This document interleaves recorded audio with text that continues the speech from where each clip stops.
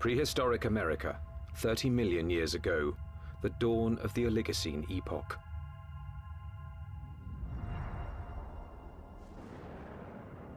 The Earth was cooling, and as temperatures dropped, the landscape began to change. In what would someday be Nebraska, Wyoming, and South Dakota, tropical forests gave way to a radically different environment. As forests disappeared, animals had to adapt to a dangerous new world of wide open spaces with nowhere to hide. A world where there was only one way to survive: run for your life.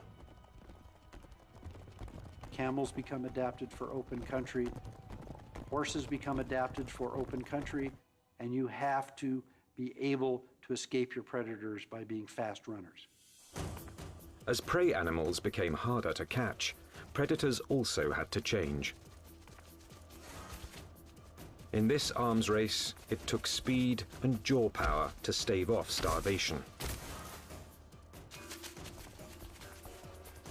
There were nimravids, cat-like creatures with saber teeth, which could kill with one quick bite.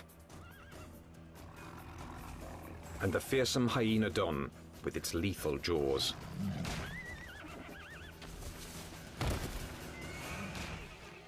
There was another animal stalking these deadly grasslands. Scientists call it the entelodont. More than a meter at the shoulder, weighing in at 270 kilos, Entelodont was the Oligocene's #1 menace. Entelodonts, I mean, they were really bad-looking animals that only a mother could love. And if you were another animal on the landscape, I mean, you saw one of these things, I think you'd go in the opposite direction. Paleontologists have always looked at the Entelodont's sheer power with reverence. But its behavior is one of evolution's most puzzling enigmas. Was it a pure hunter, or did it use its battle tank body simply to protect itself from other predators? Between the biting and the chewing, you wanted to stay away from the business end of this animal. Just look at it. Look at the size of that skull. Look at this, all those teeth in there. There is no animal like this anywhere. Entelodont's name means perfect-toothed. Its teeth were driven by a perfect system, which gave this creature a ferocious bite.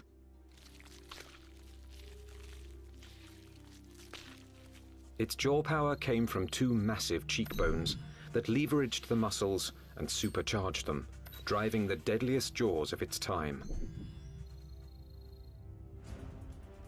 Jaws that could open 90 degrees and could clamp down harder than a hippo's or a crocodile's. This beast was bioengineered to bite.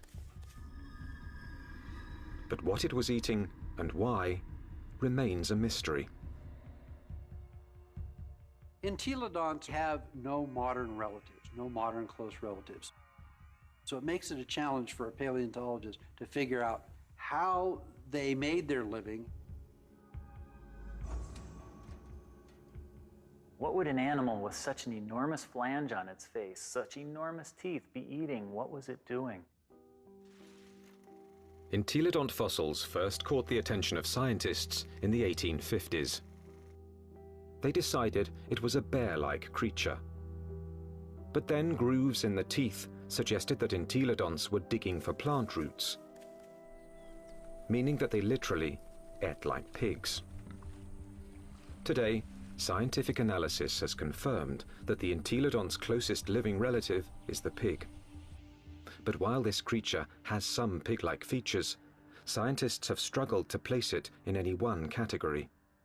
In many ways, they're analogous to pigs, but they're also analogous to bears. They're also analogous to hyenas. Nobody's thought about these animals before. And there's no animal alive today that is a direct comparison to entelodonts. The lifestyle of entelodonts has provided paleontologists with difficult questions. A new generation of scientists is looking at the entelodont to determine why this plant-eating animal had teeth like a carnivore. Entelodont jaws held 4 different kinds of teeth: canines, incisors, premolars, and molars at the back. The back molars were ideal for grinding vegetation, but it's hard to imagine that the entelodonts would have needed such lethal canines and incisors just to grab plants. Then, in 1993, a discovery suggested that entelodonts were chewing on much more than plant roots. We've got a set of vertebrae here. You can see the neural spines are evident. For over 15 years, this quarry site in the Badlands of South Dakota provided paleontologists with a multitude of fossils from the animals that shared Entelodonts' world. There it is. First time out in 33 million years, huh? 30 million years ago, this place was a watering hole crowded with rhinos, camels, and early horses.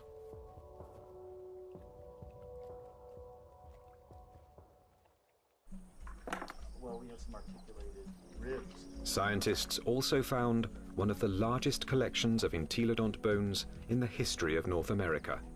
So many that they dubbed the site the Big Pig Dig.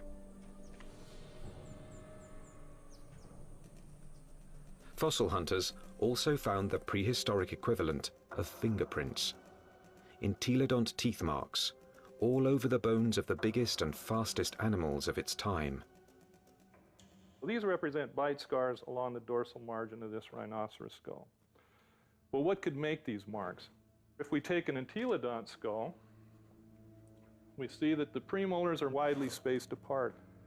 So when we lay that over the top here, lo and behold, they're matching up quite well, suggesting that this animal is at least a likely candidate for biting through the top of the skull of this rhinoceros. The dig presented key evidence that entelodonts didn't just eat plants, suggesting that they were less like modern pigs and more like fearsome prehistoric predators.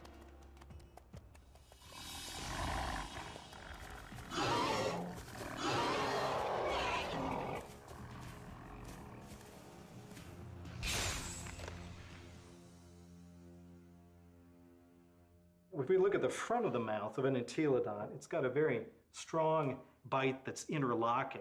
The teeth come together like that. The tips of the teeth don't touch each other, so it's not really specialized for cropping vegetation. In addition to interlocking, the front teeth angle slightly forward, giving entelodonts the ability to grab and nip, something plant eaters don't need, but meat eaters do.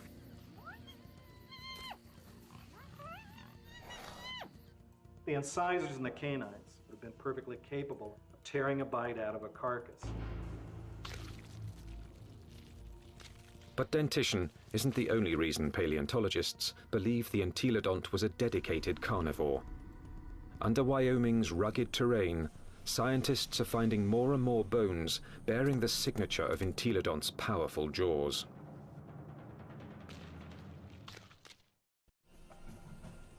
Across the Great Plains of North America, scientists are investigating a prehistoric pig. Entelodont has the teeth and jaws of a fierce predator, but its long, thin legs and cloven hooves suggest it might not be a very good hunter, because it couldn't use them to grab prey. Who was this beast, nicknamed the Pig from Hell? One veteran fossil hunter believes he's found the answer. I look at him as an attack predator, that he was top-of-the-line predator, just like the lion is today in Africa, and just like T-Rex was in the late Cretaceous. Paleontologist Kent Sundell has great respect for this creature's power to kill. At Wyoming's White River Formation, he's found what he thinks is ultimate proof of its hunting prowess. 25 million years ago, this was a flat plain near a river where horses, camels and rhinos gathered to drink.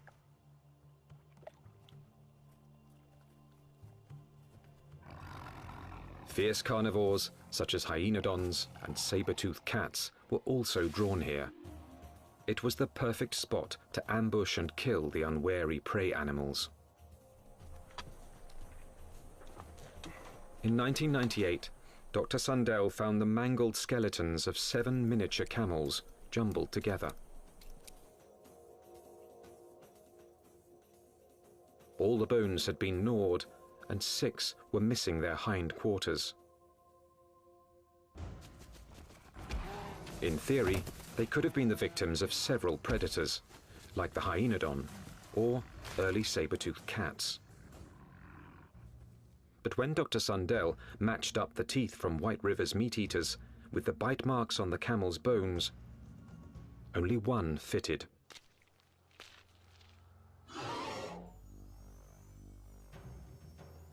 Bite marks alone don't prove these camels were killed by an entelodont, but where the bite marks are might be a clue. On the camels, I showed they were bitten in the back of the skull and at the top of the neck. He gets next to that prey and he tries to get a punctured wound through the cranium. Dr. Sundell believes this is the mark of a true predator, which kills before it eats. And hundreds of miles away, in Ohio, there's more evidence that entelodonts could have hunted. Evidence from a scientific journey no one's ever taken before. Inside an entelodont's 30-million-year-old head.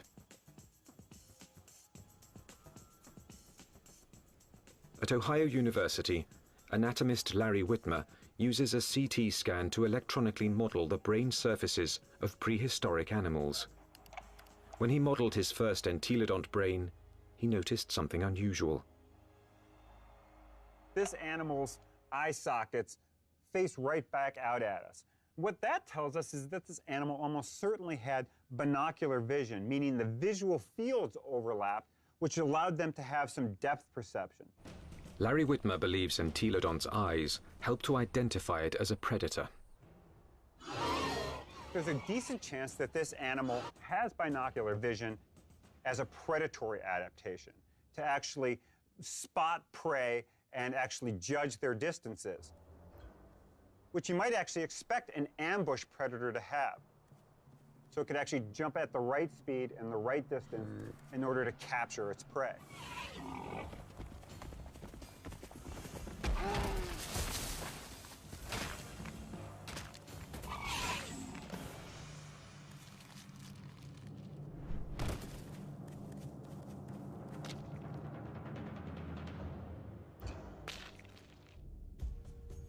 But entelodont's bizarre bioengineering doesn't inspire confidence that it could run and jump.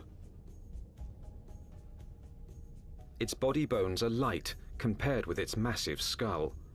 But in fact, entelodonts easily carried their enormous heads, without tipping over, using powerful packs of muscle bulging from the top of the spine to the legs, and from the back of the head to the tail.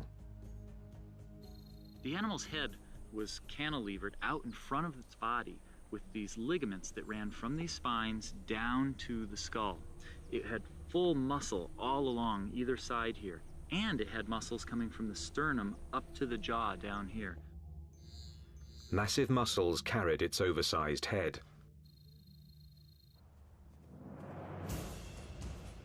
But to bring down a camel, it would also have to run fast.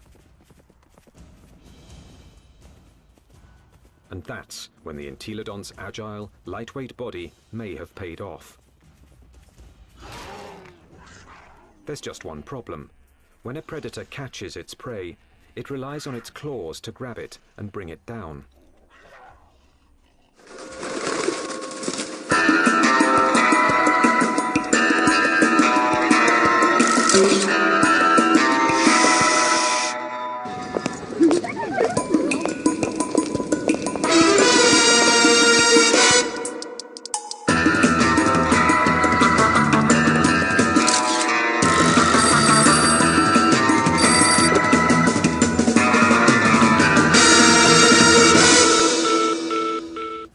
with only cloven hooves, there is no way the entelodont could have captured a fleeing camel.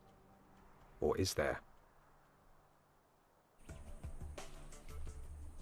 It must have been doing something right, because there's compelling evidence that plenty of large mammals ended up as an entelodont's lunch. Well, it looks like there's a lot of bones coming out along here, and right here we have a really large limb bone. And we found evidence that entelodonts have bitten into all sorts of bones, including rhinoceros bones. They've been biting into camels. We found evidence that they were biting into the long bones of rhinos. Well, the bite marks that we see are these two. This would be... Kent Sundell believes White River's camel skulls reveal how a cloven-hooved predator captured its prey. He runs up, he gets next to that other prey, and he tries to get a punctured wound through the cranium or into the very back of the neck. And then the long snouts that I move around. Entelodont expert Scott Foss disagrees with Kent Sundell's scenario. I can get close enough to. I doubt an entelodont used its teeth in order to capture other prey. It probably used its larger bulk and ability to accelerate to just run into the animal, knock it over.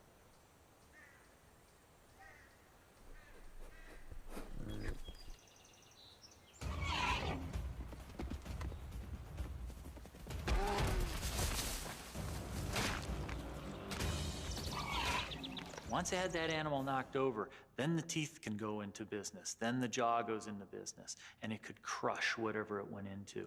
And it probably bit the animal right there in the head. Entelodont had all the tools necessary to kill prey animals. But there is more to the job of hunting than just the kill. A top-flight predator must have the ability to find and ambush its quarry.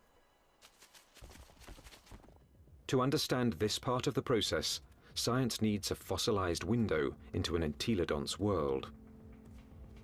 What would we see if we could follow in an entelodont's 30-million-year-old footsteps? At a fossil site in Nebraska, that's exactly what scientists have done. And these footsteps have led them on the trail of the creature's hunt for food.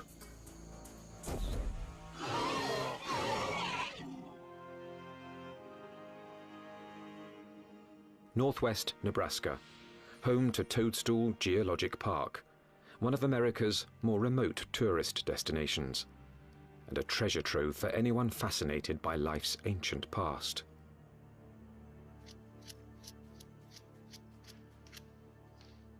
Okay, here's our heel pad. Toe, toe, center hoof, which bears most of the weight, the middle toe. So that makes this a very nice rhinoceros print. 30 million years ago, these solid rocks were muddy stream banks, where migrating animals left their footprints, still preserved in Toadstool's rocks. Well, once we get it clean, it's a very nice rhino. Weigh in anywhere around 500, 600, 700 pounds.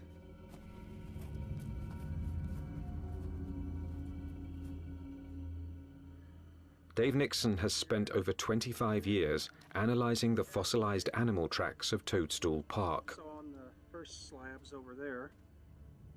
He pours water on 30-million-year-old tracks to make them more visible. He can then interpret the animal's behavior. And he's walking at a deliberate pace, but not excited until he gets to this point. Starts to become stuck in the mud and shows quite a bit of emotion here because he really kicks, lands here, and he's out of the mud, but he puts another leap in, and the third bound takes him out of our exposure, and we're seeing excitement, if not fear. And if you're a herbivore, somebody always wants you for lunch.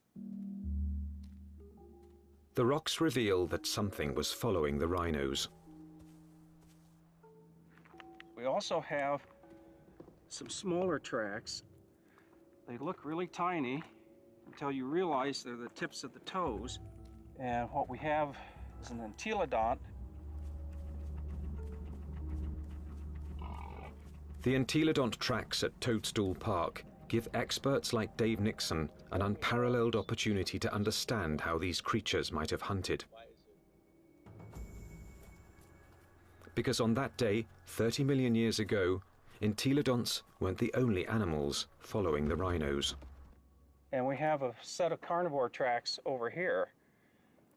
These are smaller, and there are some claw marks on the inside. And we have another set right here. That carnivore may have been a hyenodon. 30 million years ago, hyenodon was one of the top carnivores in America. Its powerful jaws could pin down any prey animal. Then its razor-like teeth would finish the kill. But it also had the patience to track the prey over long distances. The carnivores are following the herd animals who go through first and fairly close. They'd be relatively on the heels of the group.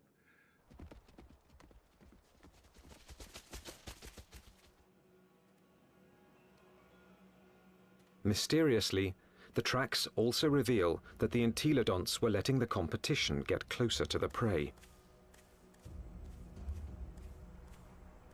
They're following the main herd, but they're not as close in time. Why would a hungry entelodont on the trail of a meal allow another predator to rush in for the kill? The answer may lie in the most puzzling evidence of all.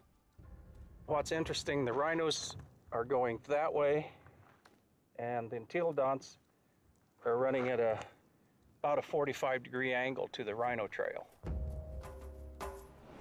Zigzagging seems a strange path to take if the hyenodon was closing in on the prey. But some experts believe entelodonts might have had a very good reason to zigzag.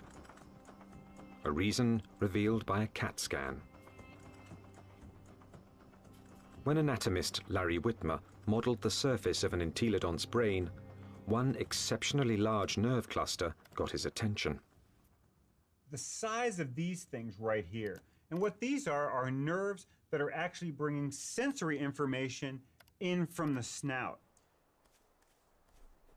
This was no bloodhound, but it still had a very respectable sense of smell, and this smelling apparatus here certainly would have been well adapted to pick up the smell of a carcass.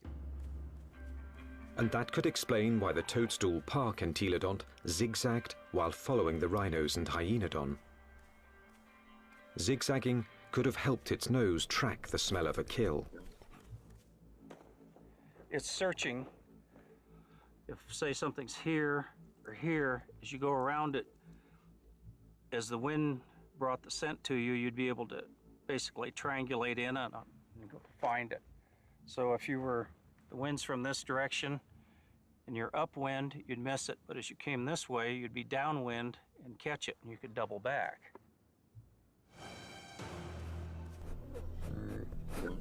It puts its nose up in the wind, it catches the scent, and then it's going to start zigzagging along, walking from one side of the riverbank to the other till it picks up a smell, and then it'll start zeroing in on it. And by moving from side to side, it's able to pick up changes in that smell and zero in which direction it wants to go. How do we know this behavior? Because animals with good smell do that today. Modern predator behavior could provide crucial clues as to how the entelodont lived. There's no doubt that this 30-million-year-old battle tank was built to kill, but it may have let others do the killing and then moved in to take possession. One of the strategies we often see that takes place is where one animal will chase another one off of a carcass. We see this at Yellowstone National Park, where wolves will bring down an elk and a grizzly bear will chase off the wolves because it's bigger, it's nastier. This might have happened to the hyaenodon at Toadstool Park.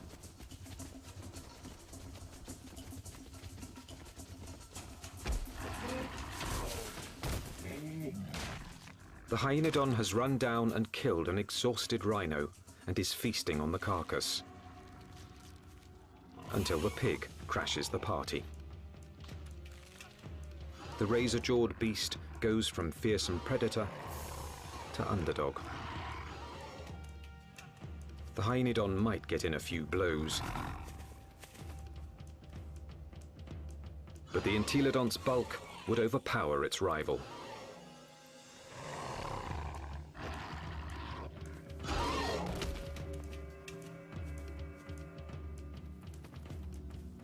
Entelodont had the tools to take any carcass it wanted.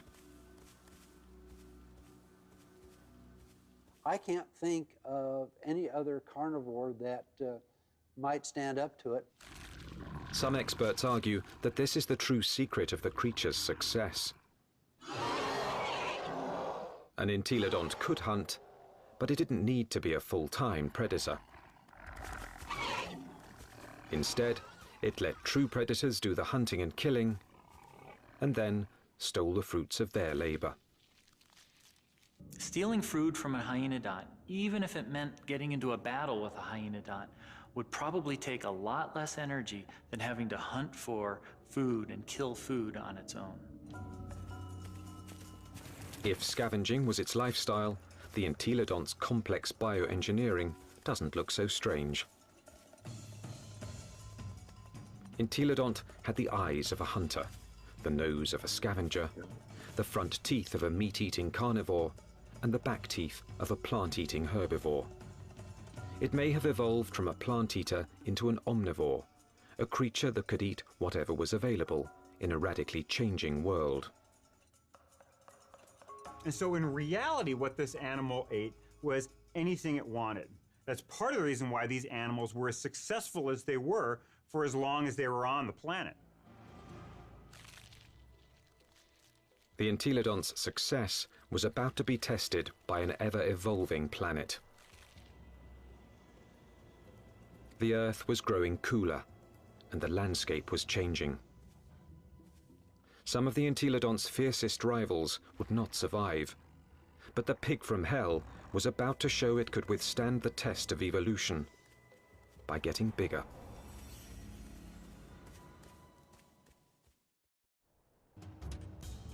"25 million years ago, Entelodont reigned supreme.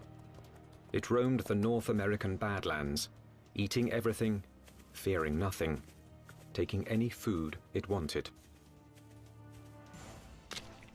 Well, we're talking about the biggest, meanest animal that ever walked the Badlands, and was one of the most ferocious animals that probably ever walked the earth. Nothing could stop the entelodont from dominating their world for millions of years to come. Nothing, that is, except planet Earth. 25 million years ago, the time known as the Miocene began. The Earth grew even colder, and once again, North America began to change. The trend towards drying, a more arid environment continued, and you see woodlands become less frequent, become more scattered, spotty.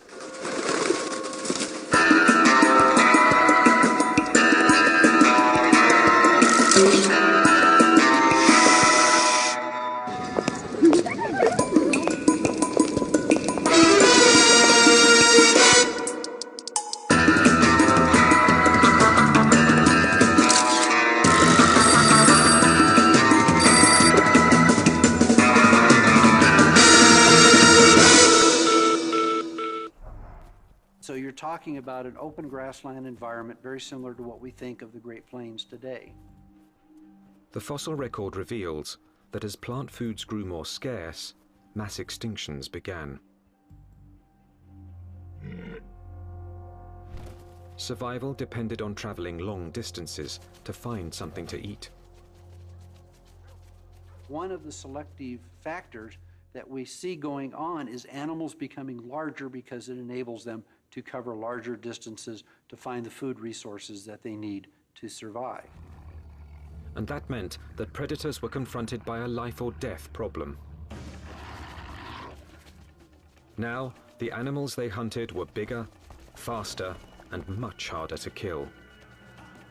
It's like an arms race. If the prey become much larger, they become too big for carnivores to handle, and so the carnivores have to get larger in order to be able to feed on these larger prey items. Some predators, such as Hyaenodon, couldn't meet the challenge. After 10 million years as North America's apex hunter, it disappeared from the fossil record, and that put Entelodonts' survival on the line.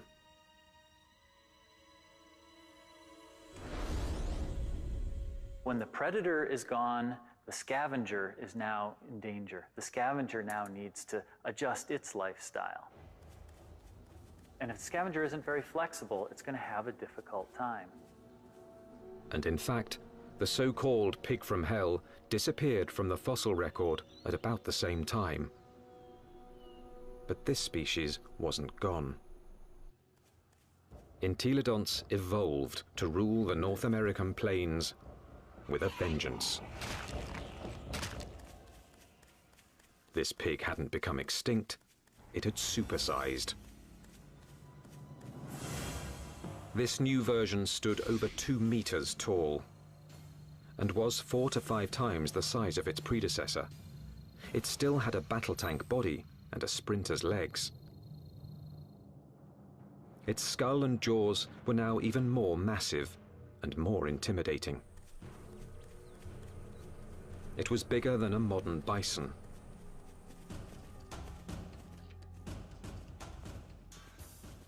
The experts call it Dinohyus, a name meaning terrible hog.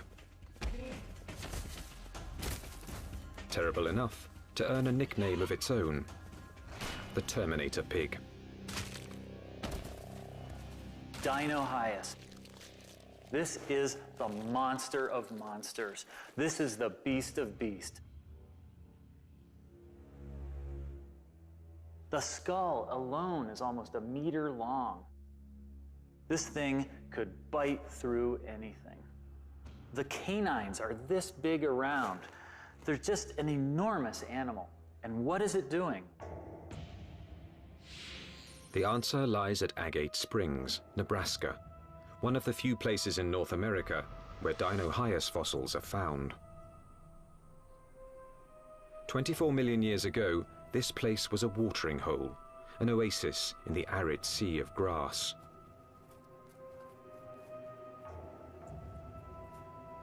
Hundreds of animals, many of them rhinos, gathered here to drink. And as the drier, colder planet killed off their food supply, they came here to die, making Agate Springs a paradise for predators and a favorite haunt of the Terminator pig.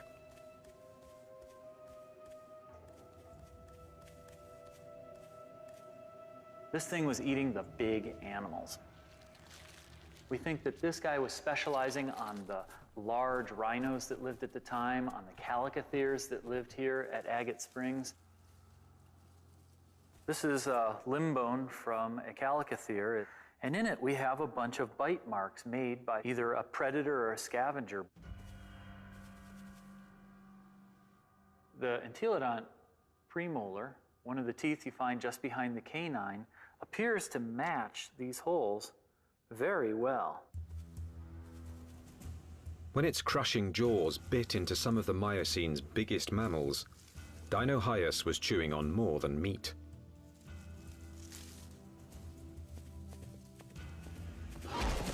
But the important part of this bone is this end here, where it's been broken off. The animal bit through the bone, sheared it off, and then had access to the nutritious marrow that was inside. Bone marrow is one of the most nutritious foods an animal can eat. And in times of mass extinction, it would have been a prime source of nutrition.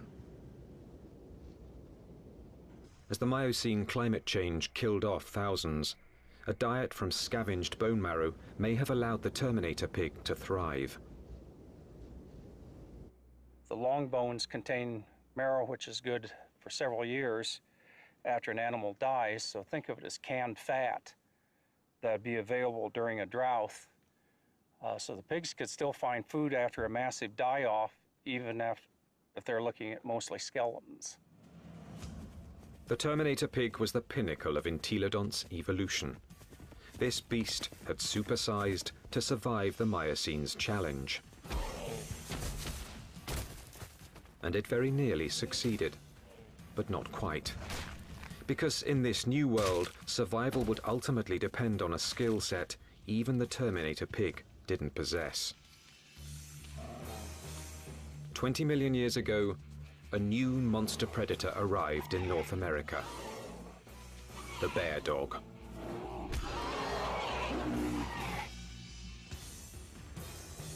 The Miocene epoch, 20 million years ago. In what's now northwest Nebraska, Dinohyus, aka the terminator pig, is settling down to eat. The chances are good that its meal will be interrupted.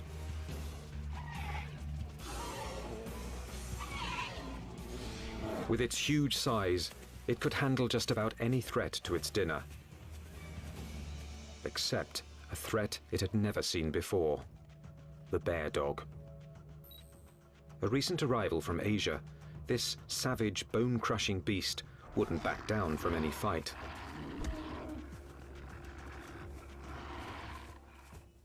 The bear dog migrated from its homeland in China and Mongolia across the Bering Strait to North America about 23 million years ago. Just about the time that North America's top predator, the Hyaenodon, suddenly disappeared.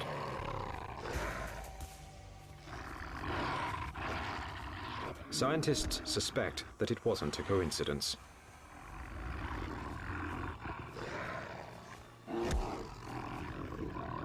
They certainly were probably much better predators in lots of ways compared to Hyaenodon.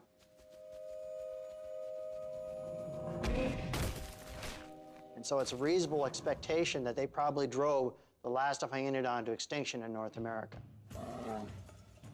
With Hyaenodons gone from North America, the bear dogs faced off with their only remaining competition, the terminator pig. Dinohyus relied on its massive size and killing jaws, two advantages its ancestors had once deployed against Hyaenodon.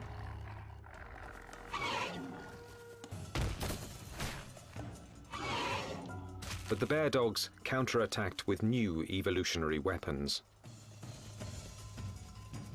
Its first weapon was speed. With its heavily muscled, top-heavy body, Dinohyus could be a fast runner in short bursts. But on the vast, open plains, the bear dog's bioengineering was perfectly suited for long-distance pursuit of prey that was becoming much harder to catch. When you look at the skeleton of this animal, it's a much more sophisticated, much faster running animal. We see longer legs in the horses, longer legs in the camels. So if it came to running down prey items, this animal would have had an advantage. Its next weapon was its teeth. Entelodonts ate well because their jaws and teeth could tear flesh and crush bone to extract its highly nutritious marrow. But bear dogs could do these things just as well. In fact, even better.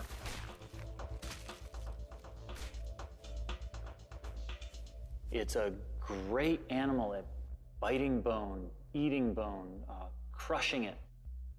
And it also has a set of teeth that are sharper than any entelodonts. Entelodonts, for example, wear the tips of their huge canines off, and they're not actually very good for puncturing, probably because they spend so much time crushing bone with them. This animal never does that. Its canine teeth are always much sharper. It also has better slashing teeth in its jaw than any entelodont had. So in many ways, it did a better job of what entelodonts had done than entelodonts ever did. The bear dogs could outrun and outbite the terminator pig. And they had a third weapon the entelodont never possessed. the deadliest power ever to evolve on Earth. Bear dogs actually had much more advanced brains. Brains that were much more like what we see with modern animals. So where these entelodonts had relatively archaic, simple, smooth brains, these bear dogs actually had a much more expanded neocortex that was more highly folded. These were more sophisticated animals. Instead of developing brain power, entelodonts had responded to the Miocene challenge by supersizing into Dinohyus. For almost 20 million years, they had ruled their world by brute force.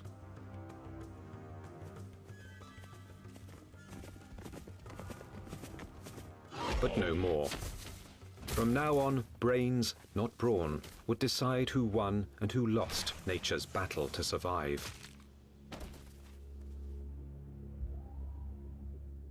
The mammalian world was fully caught up in this neural arms race. That arms race was starting to take place, and these entelodonts apparently weren't taking part in that. That may have actually put these animals at something of a disadvantage. This was an animal that almost certainly was driven mostly by instinct, with fairly predictable, stereotyped responses. This was not a clever animal. In combat, Dinohyus would have been bigger and stronger, but brain power could have given bear dogs the decisive advantage. Today, intelligent predators like wolves make up for their smaller size by hunting in packs to execute a creative plan of attack. Bear dogs might have followed the same strategy against Dinohyus. It's very difficult for Dinohyus to compete with the bear dogs. With a pack of bear dogs, even a large Dinohyus would have a difficult time chasing them away from a kill. These smaller, less powerful, but more clever animals potentially were able to actually steal kills away from Dinohyus. That they actually could have used different kinds of techniques. Fooling Dinohyus, being able to lead it away, or to actually even take on Dinohyus itself in actual combat.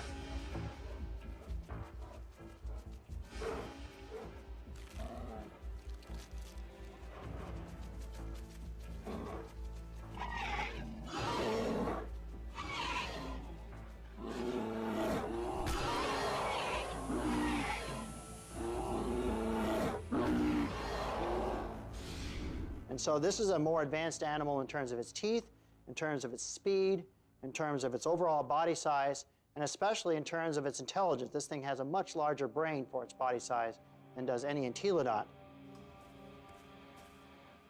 This animal had entelodonts beat in almost every way you can think of. Within a few million years, after bear dogs arrived in North America, they had squeezed Dinohyus out. Its favorite food, the calicothea, was also extinct. Without this meal to sustain its own massive bulk, the Terminator pig was forced to compete directly with bear dogs for smaller prey. And that meager food source wasn't enough. The supersizing that had once guaranteed success was now a fatal flaw. Eventually, it got to the point where it is no longer advantageous to keep getting bigger because you reach a point of diminishing returns, that the amount of food you get by stealing from other animals does not compensate for your needs to maintain a population. Unable to get the calories it needed, the Terminator pig became the last entelodont. So if your prey goes extinct, you're likely to go extinct as well. Just getting large is not a good idea for the future.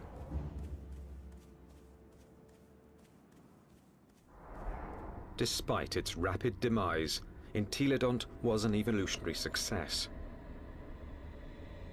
It dominated its environment for nearly 20 million years. It had the ability and intelligence to either hunt, scavenge, or forage, allowing it to survive on any available food source. This behavior is now the norm for more modern omnivores, like bears and humans. And some think a bit of Entelodont's predatory instinct still lives on. When I was a kid growing up on a farm, I was always told, don't fall down the pig pen, they'll eat you. But the Entelodont's living legacy isn't what fascinates the experts. Science is unraveling its secrets. Nothing else quite like it has ever walked the earth.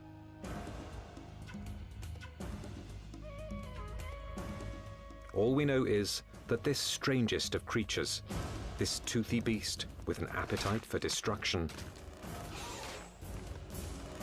dominated its brutal, dangerous world for tens of millions of years.